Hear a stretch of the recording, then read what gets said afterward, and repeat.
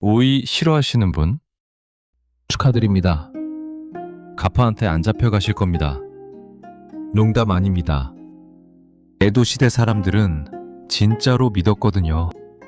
가파는 오이를 좋아하니까 오이 냄새 맡고 온다고요. 근데 말입니다. 1811년 후쿠오카 치쿠고강에서 물 마시던 말 한 마리가 물속으로 끌려갔습니다. 사람 대여섯 명이 달라붙어 간신히 구했는데 말다리엔 손가락 자국이 선명했어요. 약 500kg을 끌어당기는 힘이었습니다. 그게 가타였습니다. 편의점 오이초밥 포장지의 귀여운 캐릭터가 아니라 실제로 사람들이 두려워했던 존재 말이죠. 오늘 밤 당신만 몰랐던 진짜 가타 이야기를 들려드립니다. 편안하게 눈 감으시고 구독과 좋아요 하시고 편안한 밤 되세요. 여러분, 갓파 아시죠? 초록색 피부에 등에는 거북이 등껍질, 머리 위엔 접시 하나 얹고 있는 그 요괴 말입니다. 편의점 가면 가파 그림 그려진 오이초밥 팔고 아이들 만화에선 귀엽게 나오는 그 캐릭터요. 일본 여행 가면 기념품 가게마다 가파 인형이 즐비한데 통통한 배에 순한 눈망울로 손에 오이 하나 들고 있는 모습이 참 귀엽거든요. 그런데 말입니다. 이게 원래 모습이 아니었습니다. 1950년대에 일본의 한 주류 회사가 광고 캐릭터로 갓파를 쓰기 시작했는데요. 이름하여 키자쿠라라는 회사였습니다. 술병 옆에서 씩 웃고 있는 초록색 가파 한 마리를 광고에 넣었더니 반응이 좋았던 거죠. 귀엽고 친근하니까요. 그때부터입니다. 가파가 무서운 요괴에서 마스코트로 바뀐 게. 하지만 그 전까지는요. 수백 년 동안 일본 사람들이 갓파를 진짜로 두려워했습니다. 강가에 혼자 가지 말라고, 물가에서 오이 먹지 말라고, 아이들 귀에 못이 박히도록 경고했던 존재였거든요. 1712년에 테라지마 류안이라는 학자가 백과사전 같은 책을 썼는데 거기에 가파를 실었습니다. 그냥 전설로 실은 게 아니라 과학적으로 관찰해서 기록했어요. 외형이 어떻고 습성이 어떻고 어디에 사는지까지 적어놨는데 마치 실제로 본 것처럼 상세했습니다. 그로부터 약 100년 뒤인 1811년 5월 후쿠오카 지역에서 일이 터집니다. 치쿠고강이라는 큰 간이 있었는데요. 그 강가에서 한 마리 말이 물을 마시고 있었습니다. 농사일을 마친 말이었죠. 주인은 옆에서 말고삐를 잡고 서 있었고요. 그때였습니다.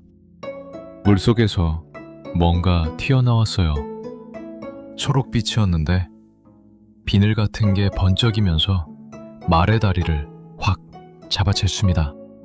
말이 비명을 질렀죠. 힝 하는 소리에 마을 사람들이 우르르 몰려왔는데 사람 대여섯 명이 달라붙어서 말을 잡아당겼습니다. 그러니까 줄다리기가 된 겁니다. 사람 대여섯 명 대 물속의 무언가. 한참을 당기고 당겨서 간신히 말을 끌어냈는데요. 말의 다리에는 손가락 자국이 선명하게 남아 있었습니다. 5개. 사람 손가락처럼요. 하지만 힘은 사람이 아니었습니다. 훗날 기록을 남긴 사람이 이렇게 적어놨거든요. 그 힘은 성인 남자 서너 명이 합친 것 같았다고. 말을 물속으로 끌어당길 수 있는 힘이라는 게 계산해보면 약 500kg 이상입니다. 사람 손가락 크기로 그 힘을 낸다는 거죠. 이게 가파였습니다. 오이 좋아하는 귀여운 요괴가 아니라 말을 물속으로 끌고 들어가려던 무언가였던 겁니다. 얘도 시대 기록을 뒤져보면 이런 목격담이 수두룩한데요. 중요한 건 이게 지어낸 이야기가 아니라는 겁니다. 말자도 있고 장소도 있고 증인 이름까지 적혀 있거든요. 어떤 기록에는 이런 말도 나옵니다. 가파의 악력은 보통 사람의 3배에 달한다고요. 3배요. 여러분 손으로 뭔가 꽉 쥐어보세요. 그 힘의 3배를 상상해 보십시오. 그게 여러분 발목을 잡는다면 저항도 못하고 물속으로 끌려갈 겁니다. 그런데 신기한 건 말이죠. 이 무시무시한 괴물한테 약점이 하나 있었다는 겁니다. 머리 위에 접시.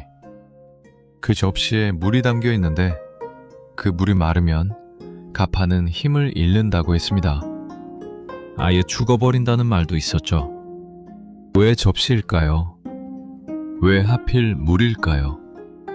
그리고 더 이상한 건요. 이렇게 힘이 센 괴물이 사람한테 인사를 받으면 똑같이 인사를 돌려줬다는 겁니다.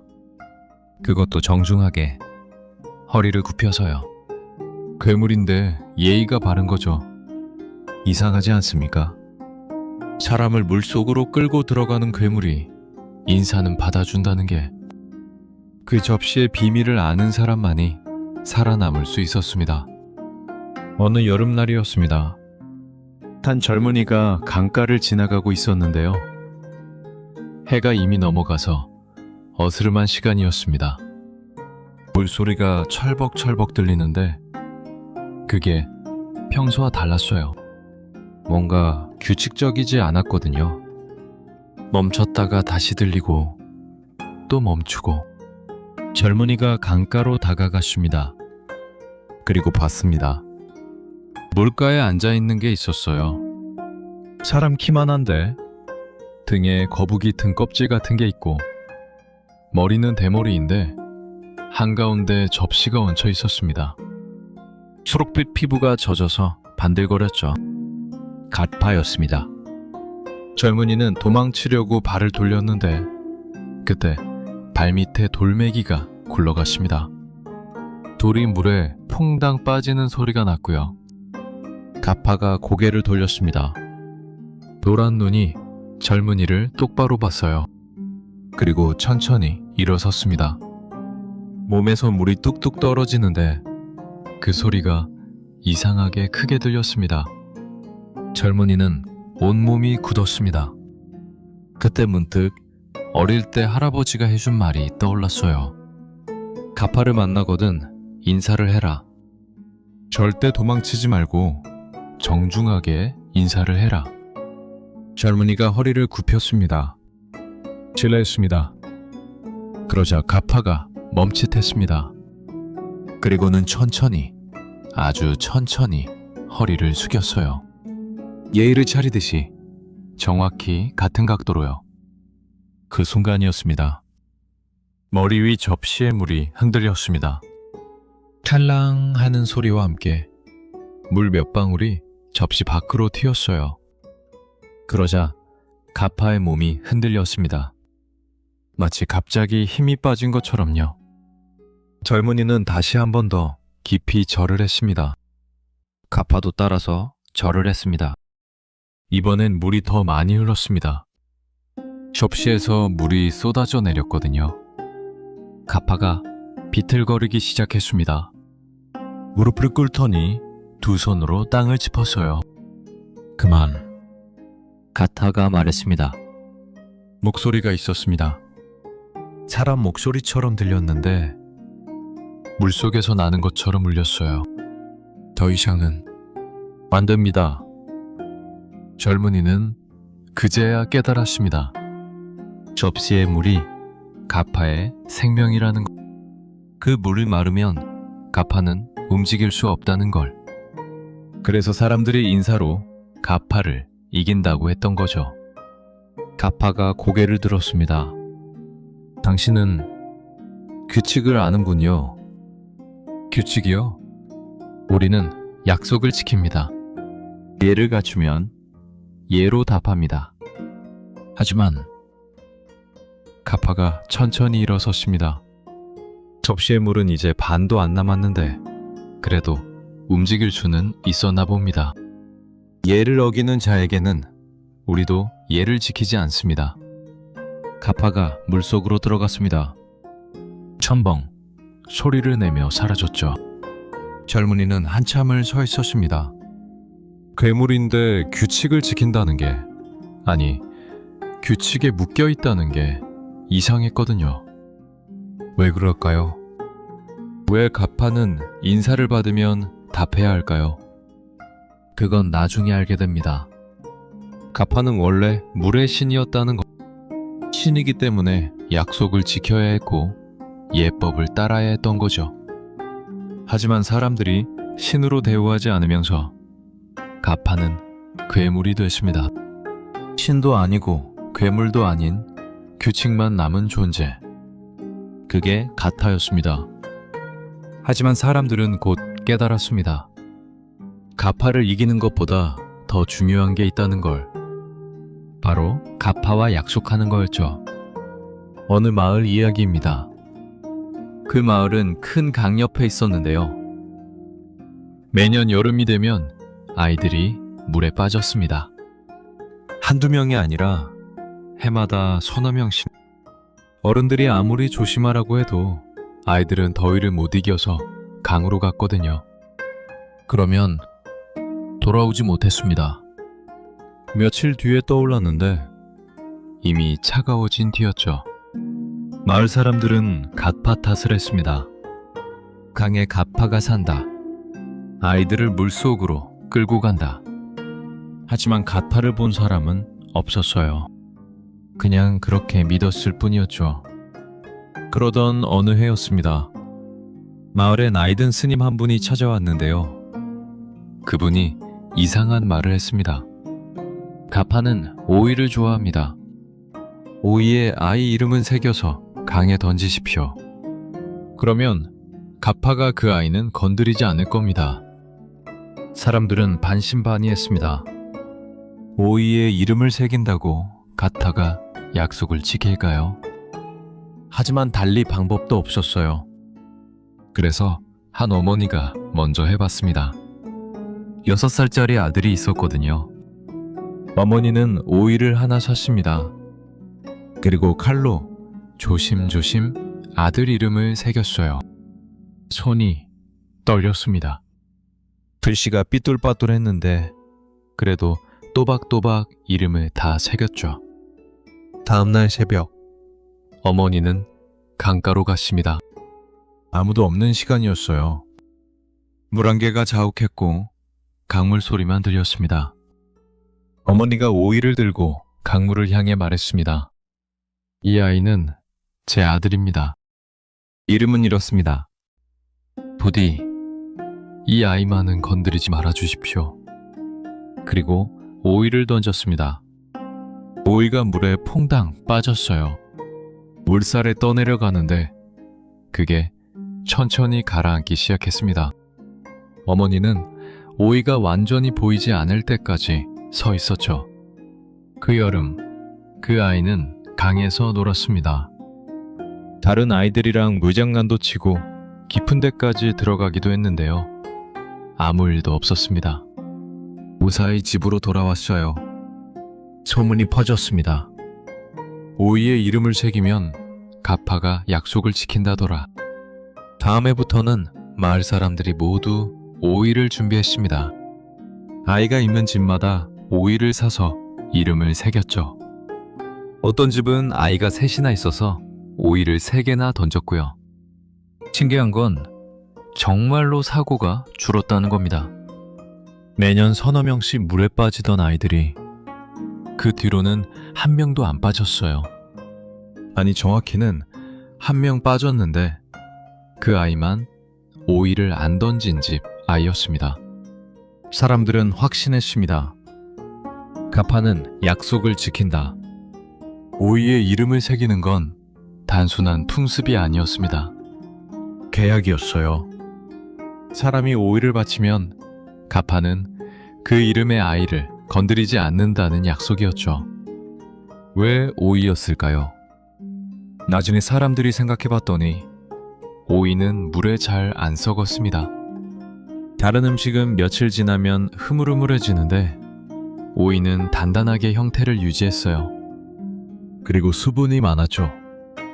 가파가 물의 존재니까 수분이 많은 걸 좋아했을 거라고 사람들은 생각했습니다. 하지만 진짜 이유는 따로 있었을지도 모릅니다. 오이의 이름을 새기는 행위 자체가 중요했던 거죠. 손으로 하나하나 글자를 파내면서 아이를 지켜달라고 간절히 바라는 마음. 그 마음이 담긴 오이를 강에 던지는 게 가파한테는 계약서였던 겁니다. 그런데 말입니다. 어느 해 한 남자가 이름 없는 오이를 던졌습니다.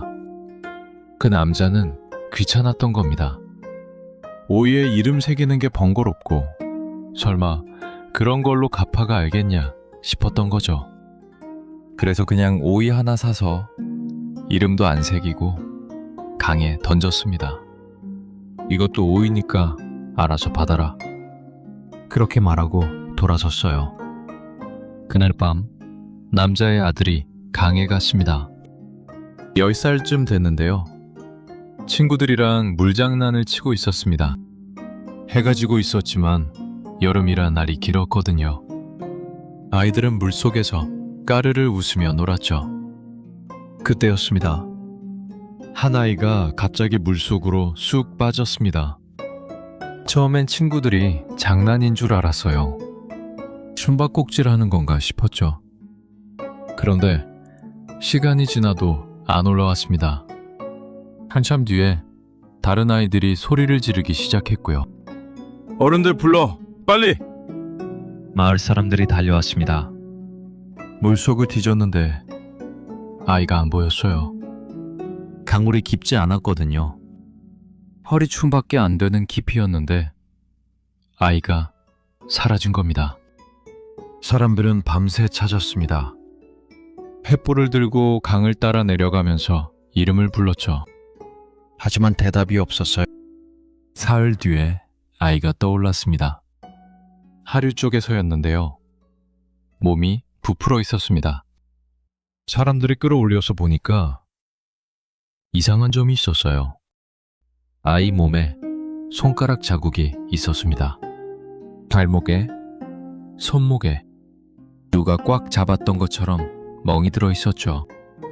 그리고 더 이상한 건 아이 몸이 평소보다 가벼웠다는 겁니다. 물을 먹어서 무거워야 정상인데 왜인지 가벼웠어요. 마을 어른들이 수근거렸습니다. 시리코다마를 빼앗겼다. 시리코다마. 사람 몸속 어딘가에 있다는 영혼 덩어리 같은 거였습니다. 가파가 사람을 물속으로 끌고 가서 그걸 빼낸다는 것이요. 어떻게 빼내냐고요? 학문을 통해서요. 끔찍한 이야기지만 당시 사람들은 진짜로 믿었습니다. 왜냐하면 물에 빠져 죽은 사람들 중에 실제로 그런 흔적이 있는 경우가 있었거든요. 물론 지금 생각해보면 물살이나 다른 이유였겠지만 그때는 달랐어요. 가파가 했다고 믿었습니다. 그 남자는 미칠 것 같았습니다. 자기가 이름을 안 새긴 오이를 던져서 이런 일이 생긴 거라는 걸 알았거든요. 하지만 누구한테도 말할 수 없었어요. 말하면 마을 사람들이 뭐라고 할지 뻔했으니까요. 그래서 남자는 혼자 강가로 갔습니다. 밤중이었어요. 아무도 없는 시간에 무릎을 꿇고 강물을 향해 말했습니다. 제발 돌려주십시오. 제가 잘못했습니다. 하지만 대답은 없었습니다. 강물만 철벅철벅 흘러갔죠. 남자는 그 뒤로 미쳤습니다. 매일 강가에 나가서 오이를 던졌는데 이번엔 제대로 이름을 새겨서요. 죽은 아들 이름을. 하지만 아들은 돌아오지 않았어요. 당연하죠. 이미 늦었으니까요. 이 이야기가 마을에 퍼지면서 사람들은 더욱 조심하게 됐습니다. 오이의 이름을 새길 때 절대 대충 하지 않았어요. 한 글자 한 글자 정성껏 새겼고 강에 던질 때도 두 손 모아 빌었습니다. 부디 우리 아이를 지켜주십시오. 가파는 괴담이 아니었습니다. 규칙이었어요. 규칙을 지키면 보호받고 어기면 대가를 치르는 거였죠. 그런데 모든 가파가 사람을 해친 건 아니었습니다. 때로는 가파가 사람을 도왔습니다. 규슈 지방에 구마강이라는 큰 강이 있는데요. 그 강에는 가파가 많기로 유명했습니다. 섭씨 5km나 되는 긴 강이었거든요. 창류에서 하류까지 가파를 모신 사당이 줄지어 있었어요. 어느 여름날이었습니다.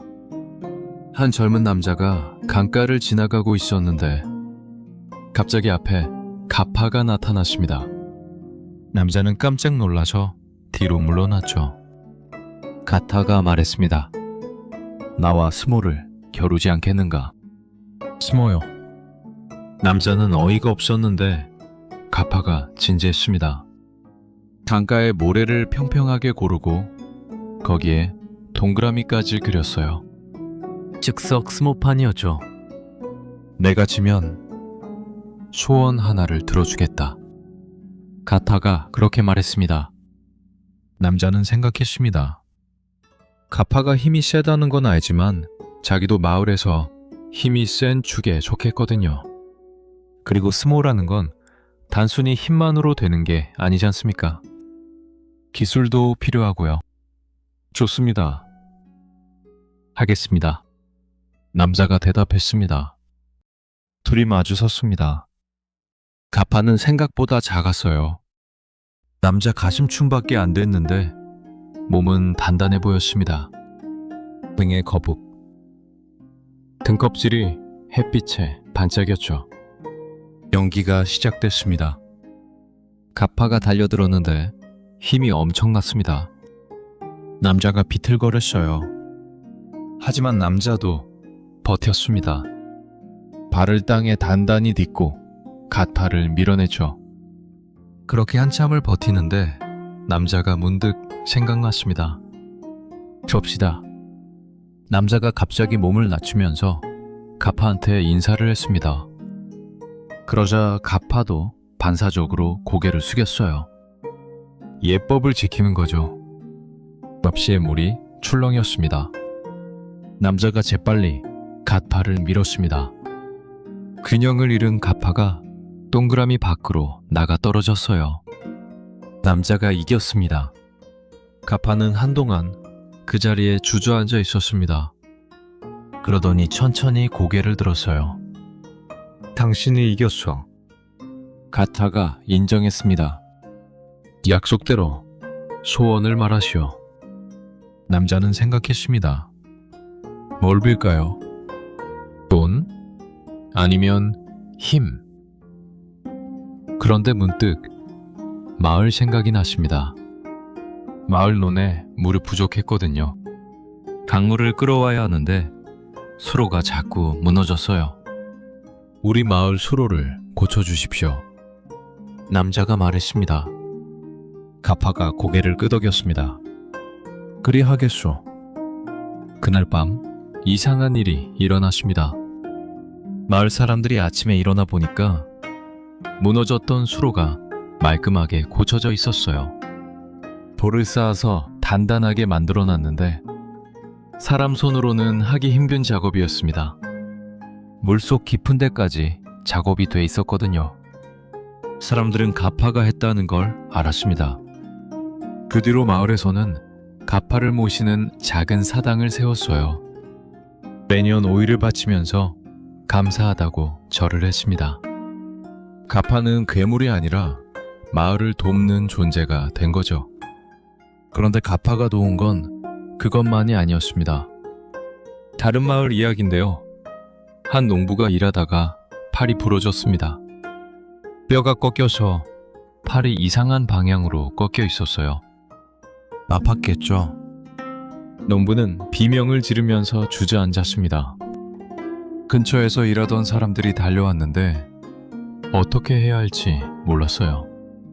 의원은 멀리 있었고 함부로 건드리면 더 악화될 것 같았거든요. 그때였습니다. 당에서 가타가 올라왔습니다. 사람들이 놀라서 물러섰는데 가파는 농부한테 다가갔어요. 그리고 부러진 팔을 조심스럽게 만졌습니다. 아야! 농부가 소리를 질렀지만 가파는 계속했습니다.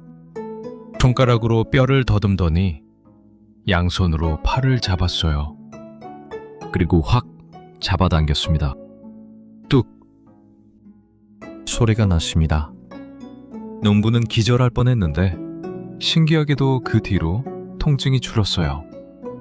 가파가 뼈를 제자리에 맞춘 거였습니다. 그리고는 근처 나뭇가지를 꺾어다가 팔에 대고 묶어줬죠. 움직이지 마시오. 한 달 지나면 나을 것이오. 가타가 말했습니다. 그리고는 다시 강으로 들어갔어요. 정말로 한 달 뒤에 농부 팔이 나았습니다. 뼈가 붙어서 다시 쓸 수 있게 됐죠. 사람들은 놀랐습니다. 가타가 치료를 할 줄 안다는 게. 알고 보니 가파는 전골 치료를 잘했습니다. 뼈를 맞추고 탈구된 관절을 제자리에 놓고. 그런 지식이 어디서 왔는지는 아무도 몰랐어요. 하지만 가파가 물속에 살면서 물의 흐름, 압력, 그런 걸 이해했기 때문일 거라고 사람들은 추측했습니다. 몸의 균형을 잡는 법을 안다는 거죠. 가파는 괴물이 아니었습니다. 때로는 적이고 때로는 협력자였습니다. 규칙을 지키면 도와주고 어기면 벌을 줬죠. 그런데 말입니다. 사람들이 모르는 게 하나 있었습니다. 가파가 정말 존재했을까요? 아니면 사람들이 만들어낸 이야기였을까요? 1782년부터 1788년까지 일본에 대기근이 들었습니다. 덴메이 대기근이라고 하는데요. 수십만 명이 굶어 죽었습니다. 쌀이 없었어요. 농사가 안 됐거든요. 화산이 폭발해서 하늘이 어두워졌고 비가 제대로 안 내렸습니다. 사람들은 풀뿌리를 캐 먹었습니다. 나무 껍질도 벗겨 먹었고요. 그래도 부족했습니다.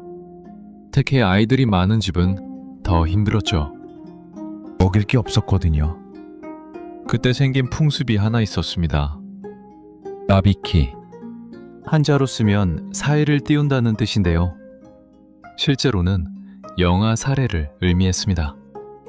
태어난 아기를, 특히 여자 아기를 키우지 않는 거였죠. 먹일 수 없으니까요. 어떻게 했냐고요? 망해버렸습니다. 밤에 아무도 모르게 갓난아기를 보자기에 싸서 강가에 내려놨습니다. 그리고 돌아섰어요. 다음 날이 되면 아기는 없었습니다. 물에 떠내려갔거나 짐승이 물고 갔거나. 마을 사람들이 물으면 이렇게 대답했습니다. 가타가 잡아갔습니다. 갓파 탓을 한 겁니다. 자기가 버린 게 아니라 가파가 데려간 거라고 말하는 거죠. 그렇게 말하면 죄책감이 조금 덜했습니다. 자기 손으로 죽인 게 아니라 가파한테 빼앗긴 거니까요. 때도 시대 어느 농민이 남긴 기록이 있습니다. 강가에 아이를 버린 뒤 사람들에게는 가파가 잡아갔다고 말했다. 그래야 마음이 덜 아팠으니까. 이게 진실이었습니다. 가파가 아이를 잡아간 게 아니라 사람이 아이를 버리고 가파 탓을 한 거였죠. 그런데 시간이 지나면서 이상한 일이 생겼습니다. 사람들이 정말로 가파를 보기 시작한 겁니다. 땅가에 버려진 아이들의 시신이 물에 떠다녔는데요. 며칠 지나면 부풀었습니다. 배가 불룩하게 나오고 피부가 창백해졌죠. 뭐에 불어서 그런 건데 머리서 보면 사람 같기도 하고 아닌 것 같기도 했어요. 특히 아이들이 봤습니다. 저기 뭐 있어요? 사람인가? 아니야, 저거. 등에 뭐 있어? 옷이 젖어서 달라붙으면 등 부분이 튀어나와 보였거든요. 거북이 등껍질처럼요. 그렇게 목격담이 쌓였습니다. 강에서 이상한 걸 봤다.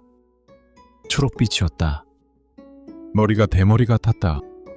부풀어 오른 시신, 창백한 피부, 물에 떠다니는 모습. 이게 가파의 모습이 됐습니다. 그리고 사람들은 점점 더 가파를 믿게 됐어요. 왜냐하면 믿는 게 편해지니까요. 자기가 버린 아이가 아니라 가파가 잡아간 아이가 되는 거니까요. 죄책감을 가파한테 넘길 수 있었던 겁니다. 시간이 지나면서 가파 이야기는 더 구체적으로 변했습니다. 시리코다마를 빼앗는다는 설정도 그때 생겼어요. 왜 항문이냐고요? 물에 빠진 시신 중에 항문 부분이 손상된 경우가 있었거든요. 물살 때문이거나 물고기 때문이었겠지만 당시 사람들은 가파가 그랬다고 믿었습니다. 오이를 좋아한다는 설정도 마찬가지였습니다. 사람들이 오이를 강에 던지면서 우리 아이는 건드리지 마라고 빌었는데 그게 풍습이 된 거죠. 실제로는 아이를 안 버리겠다는 다짐이었을지도 모릅니다. 오이에 이름을 새기는 행위가 이 아이는 소중하다는 걸 스스로 확인하는 의식이었던 거예요. 가파는 괴물이 아니었습니다. 사람들이 만든 변명이었습니다.